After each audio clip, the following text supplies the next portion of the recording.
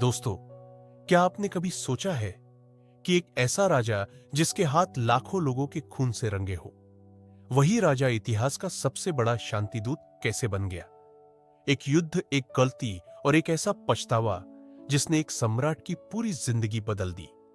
आज की इस कहानी में आप जानेंगे अशोक महान का वो सच जो इतिहास की किताबें भी पूरी तरह नहीं बताती।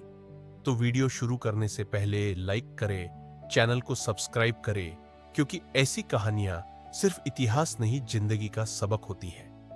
दोस्तों, प्राचीन भारत की उस धरती पर जहां साम्राज्य बनते थे और मिटा दिए जाते थे, वहीं जन्म हुआ एक ऐसे राजकुमार का जिसका नाम था अशोक। चंद्रगुप्त मौर्य का पोता और बिंदुसार का पुत्र। बचपन से ही दोस्तों, उसकी आंखों में युद्ध था और दिल में सत्ता। उसका सपना था पूरा भारत एक झंडे के नीचे। लेकिन दोस्तों, उसे क्या पता था कि यही महत्वाकांक्षा इतिहास की सबसे भयानक त्रासदी बन जाएगी।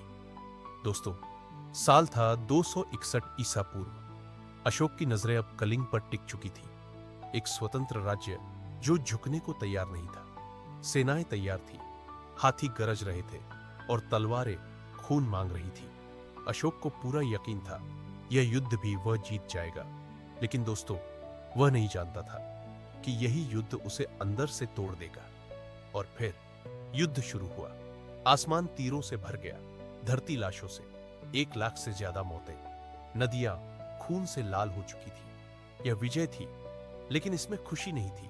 अशोक ने देखा, मां ही रो रही थी, पत्नियां विधवा बन चुकी थी, और उसी पल उसके दिल में पहली बार दर्द उठा। लाशों के बीच चलते हुए अशोक की आंखें भर आई। मैंने ये क्या कर दिया? इतनी मौत, इतना विनाश, सिर्फ मेरी जीत के लिए। उसी समय उसकी मुलाकात हुई बौद्ध भिक्षु उपगुप्त से। बुद्ध की शिक्षाएं उसके दिल में उतर गई, और वहीं एक योद्धा टूट गया। कलिंग के बाद अशोक बदल चुका था। जिस हाथ में तलवार थी, अब वही हाथ धर्म का संदेश लिख रहा था।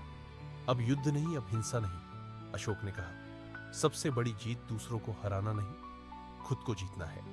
और यहीं से एक सम्राट शांतिदूत बन गया। दोस्तों, अशोक को उसकी क्रूरता के लिए नहीं, उसके परिवर्तन के लिए याद किया जाता है। आज भी अशोक चक्र हमारे तिरंगे पर घूमता है और हमें याद दिलाता है कि सच्ची शक्ति दया में होती है। दोस्तों, अगर यह कहानी आपके दिल को छू गई हो तो वीडियो को लाइक जरूर करें। ऐसी और ऐतिहासिक और प्रेरणादायक कहानियों के लिए हमारे चैनल को क्रिएटिव हिस्टोरियन को सब्सक्राइब करें और बेल आइकॉन दबाएं। कमेंट में बताइए, आपको अशोक का कौन सा रूप ज्यादा प्रेरणादायक लगा। फिर मिलेंगे दोस्तों एक नई कहानी के साथ।